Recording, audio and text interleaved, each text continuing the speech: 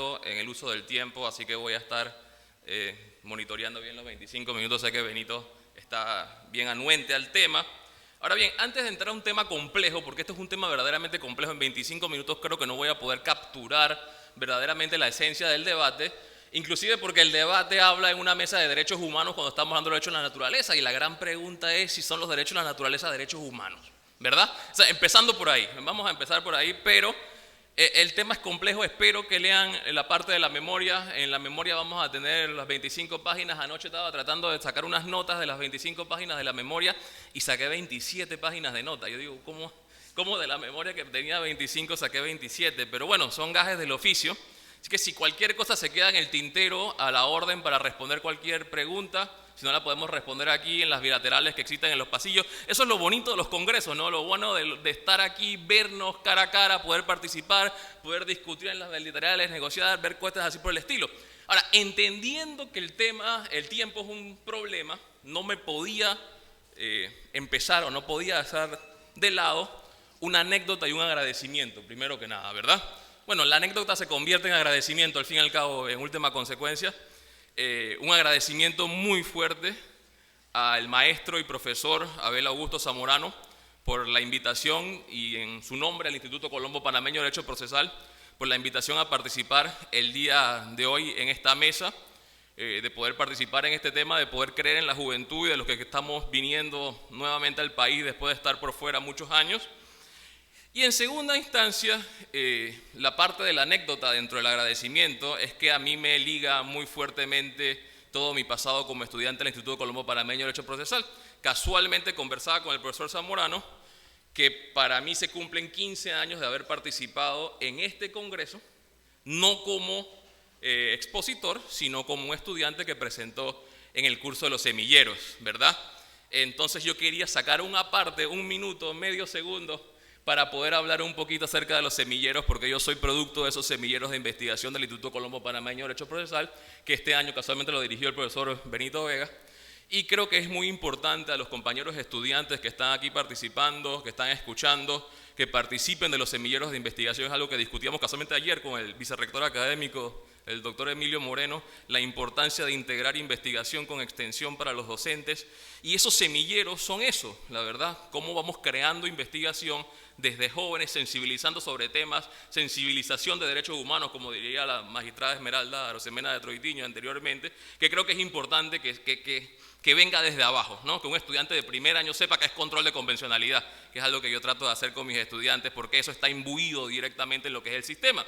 Y ya entrando directamente a la materia, yo creo que es importante hablar de eso, de control dentro del sistema, porque si nos vamos a las nuevas tendencias que hablan, por ejemplo, de un jus comune constitucional en latinoamericano, de la tradición del profesor von Bogdandi, desde Heidelberg, del MPI, y de lo que estamos construyendo verdaderamente en la región a través del sistema interamericano y cómo se va imbricando en una justicia multinivel que estamos viendo que está dando en nuestro continente, se hace un flaco favor hablar del sistema interamericano en abstracto, ¿verdad?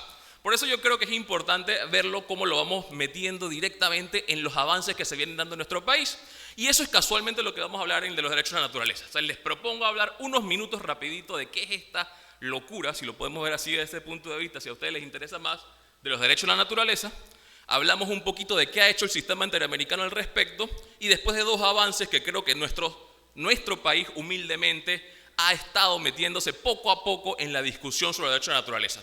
Particularmente con la ley 287 de 2022, tenemos una ley en nuestro país sobre el derecho a la naturaleza que la gente no la conoce, no la utiliza, y a través de un pequeño obiter dicta, ¿verdad? Esos obiter que salen por ahí de la nada en las sentencias, en la argumentación de la sentencia concretamente, que se ve en el fallo de constitucionalidad de Minera Panamá, ¿verdad?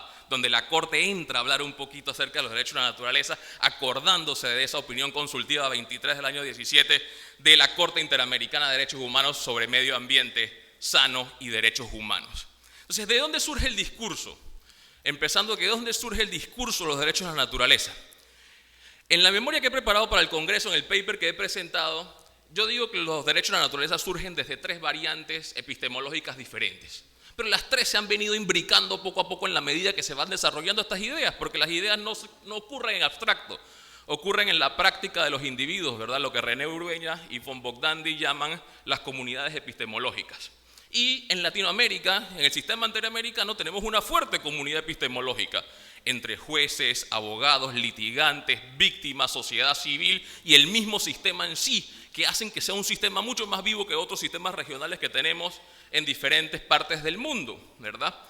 Y dentro de esas tres variantes que yo identifico como parte del discurso de donde surge los derechos de la naturaleza, yo digo que una de las variantes es lo que se llaman las teorías críticas del derecho, donde también metemos la victimología verde, por ejemplo.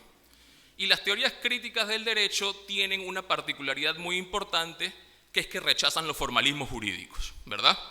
Pero tienen otra parte que podemos criticar, es que son muy del norte global, ¿verdad? Cuando hablamos de Critical Legal Studies, pensamos directamente en Harvard y en Duncan Kennedy, en Roberto Mangabeira Unger, y no pensamos directamente en lo que nosotros tenemos acá. Y vamos para acá, porque la segunda variante o la segunda narrativa epistemológica donde pueden surgir estos derechos de naturaleza son particularmente los discursos de nuestros pueblos originarios, ¿verdad?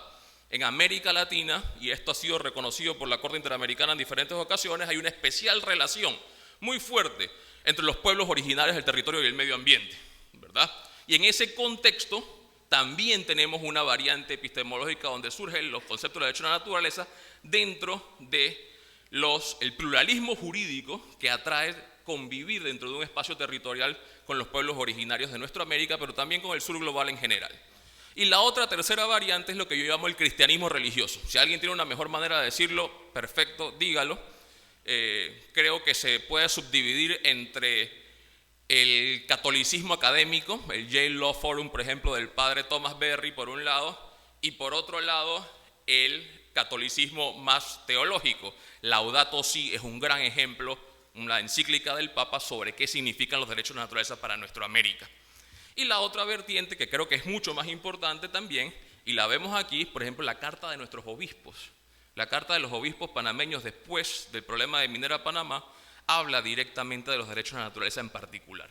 O sea que surgen estas tres variantes, estas tres vertientes, que se van imbricando en un aspecto muy importante, que es, uno, rechazar el formalismo del positivismo tradicional, del positivismo metodológico, rechazar el formalismo jurídico como tal, empezar a pensar en otros sujetos de derecho, en otras cosas, en otros vertientes que pueden tener derechos, rechazar un antropocentrismo particular que tiene que ver con nuestros derechos hacia un ecocentrismo, y ahí viene lo que es la victimología verde, ¿verdad?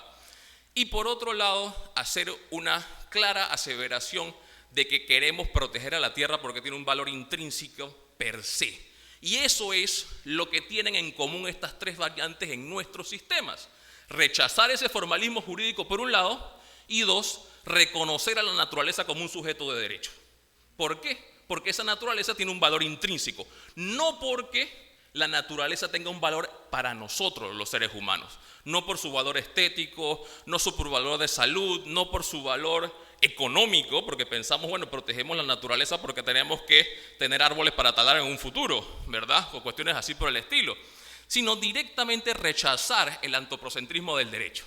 Pero ¿cómo rechazamos el antropocentrismo del derecho?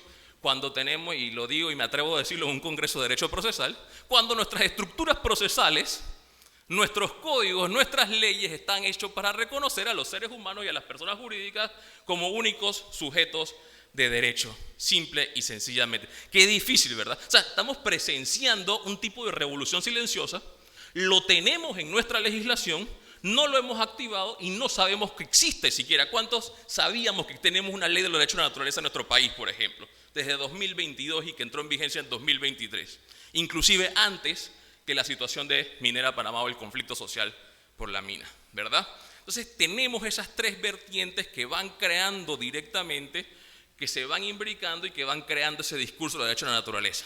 En 1972, para hablar un poquito de las tres, porque si no vamos a hablar aquí de filosofía del derecho, no de derecho procesal, en 1972 un profesor norteamericano llamado Christopher Stone lanzó un artículo muy interesante. Christopher Stone no era un ambientalista, no era un profesor de derecho ambiental, era un profesor de derecho civil, de propiedad, de property law y de contracts, ¿verdad? En donde le preguntaba a sus estudiantes qué pasa si un árbol tiene derechos. Y ha sido ampliamente discutido ese artículo. El artículo se llama Do Trees Have Legal Standing? or Standing of Trees, y lo digo en inglés porque es importante, y a los procesalistas esto creo que sí les va a importar. Standing en inglés significa que el contrato se llama legitimación activa, ¿verdad? No necesariamente derechos, pero el artículo ha sido traducido y se hizo muy importante, sobre todo en las discusiones de la Constitución ecuatoriana de 2007, como si los árboles deben tener derechos per se, ¿verdad? Sobre el derecho de los árboles. Y eso creó una serie de diferentes escenarios de diálogo, de donde el artículo de Stone, que luego se convierte en un importante artículo que fue publicitado por la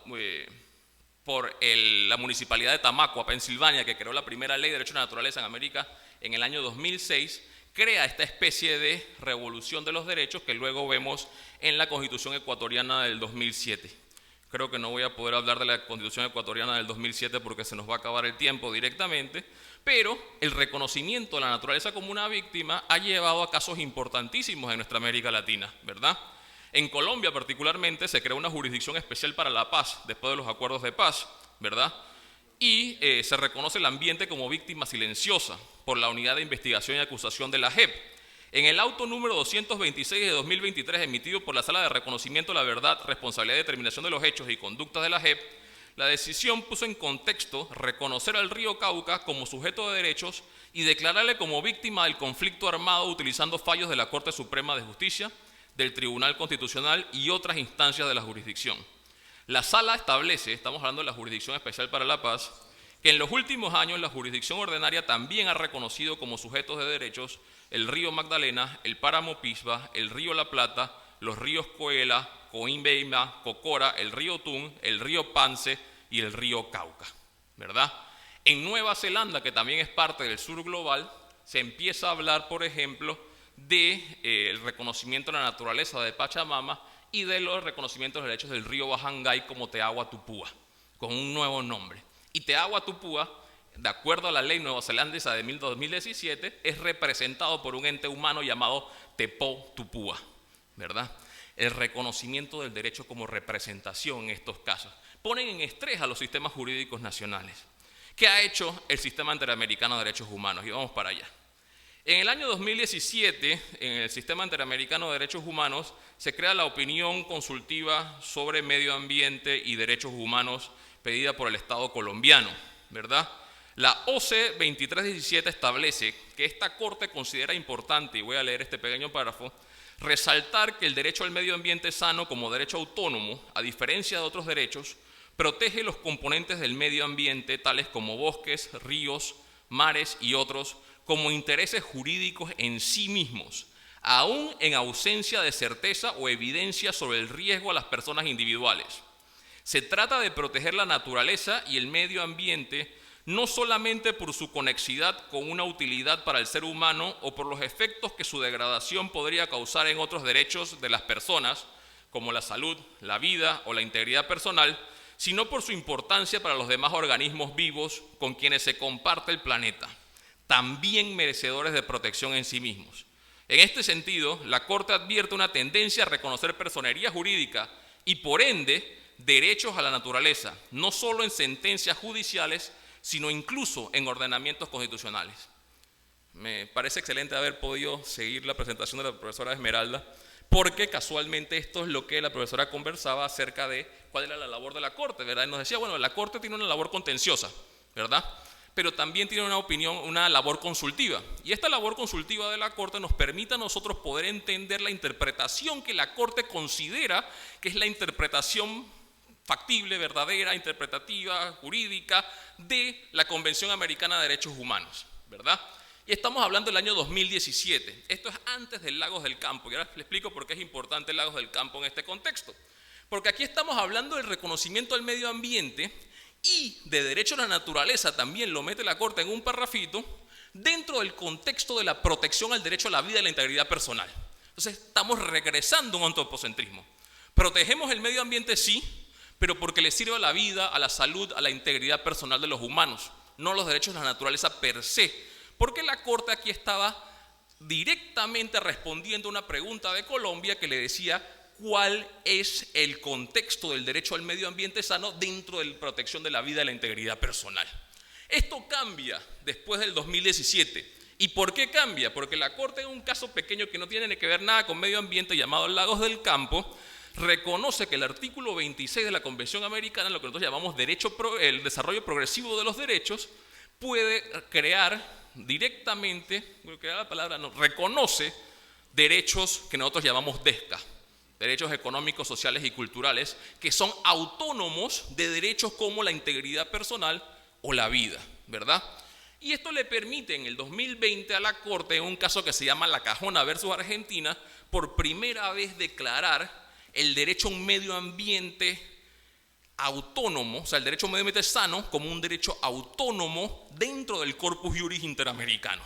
Ya no como parte del derecho a la vida y a la integridad personal de los humanos, sino porque existe un derecho a un medio ambiente per se. Y estos son los primeros pasos que da la Corte hacia un ecocentrismo concretamente, utilizando la opinión consultiva 2317, que era eso, una opinión consultiva, y ahí donde hay un abogado hay 7 diferentes opiniones acerca de lo que significa una opinión consultiva dentro del control de convencionalidad, pero aquí lo hace en un caso contencioso, ¿verdad? La Cajona 2020.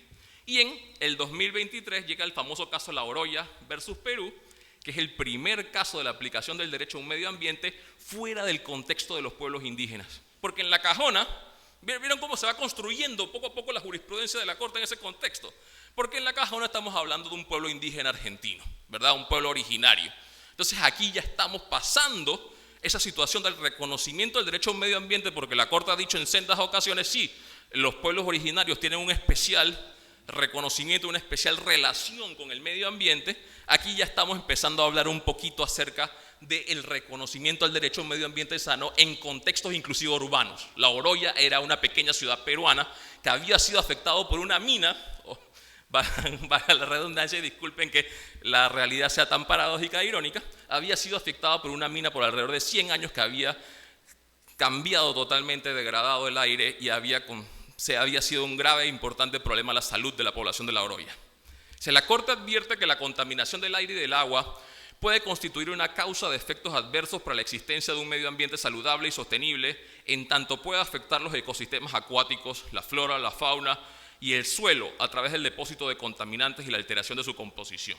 Entonces la Corte coquetea con el ecocentrismo directamente, pero regresa un poco, lastimosamente, y aquí la Corte se queda un poco corta, digamos, no creo que digamos corta, pero al menos la Corte dice, bueno, lo que pasa es que eso lo hace porque puede tener consecuencias para la salud y las condiciones de vida de las personas. O sea, regresa un poco a ese antropocentrismo, pero la Corte es cautelosa en la manera como va construyendo su jurisprudencia, lo hace paso por paso. Ya vimos una opinión consultiva que nos dice, bueno, sí, la naturaleza puede tener algunos derechos intrínsecos per se por su valor concreto y no por el valor que tiene el ser humano.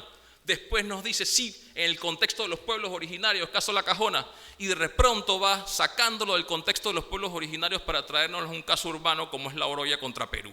Esperemos que en ese contexto los derechos de la naturaleza sigan pudiendo crearse dentro del sistema interamericano de una manera mucho más fortalecida, ¿verdad? Hasta ahí las posibilidades. Por eso yo hablo de los límites y posibilidades. Pero hay algunos límites, y también lo mencionó la profesora Esmeralda casualmente cuando hablaba de quién podía llegar ante la Corte Interamericana de Derechos Humanos, quién podía peticionar, quién podía ser víctima. Se utiliza la palabra de ese contexto, aunque en el Tribunal Europeo de Derechos Humanos sí hay una directa vinculación acerca de que la víctima solamente puede atender. En nuestro sistema es un poco más amplio, el artículo 44 de la Convención dice toda persona que sepa de una violación a los derechos humanos, ¿verdad? O sea, toda persona. No estamos hablando de los derechos de la naturaleza per se. Y aquí viene el problema, ¿verdad? Concretamente, o algunos de los límites que podemos ver, más aún cuando la OC 22 del año 2016, casualmente preguntada por Panamá en el contexto de personas jurídicas, nos dice, la OC 22 de 2016, solamente las personas humanas se consideran protegidas por la Convención Americana de Derechos Humanos. Entonces entramos a los límites concretos de qué es persona para el sistema interamericano de derechos humanos y cómo vamos a ir cambiando eso. ¿Cómo cambiarlo? ¿Cómo ir reconociéndolo? Bueno, la Corte tiene esos dos límites concretamente, persona y el reconocimiento de nuevos derechos. Frente al reconocimiento de los nuevos derechos ya vimos cómo la Corte argumentativamente lo va haciendo. Creo que el límite o el challenge, el desafío para los próximos años va a ser el reconocimiento concreto de la palabra persona en ese contexto, ¿verdad? frente al artículo 44 de la Convención, y ahí podemos hablar mucho más del tema. Paradójicamente lo traigo a colación porque es irónico.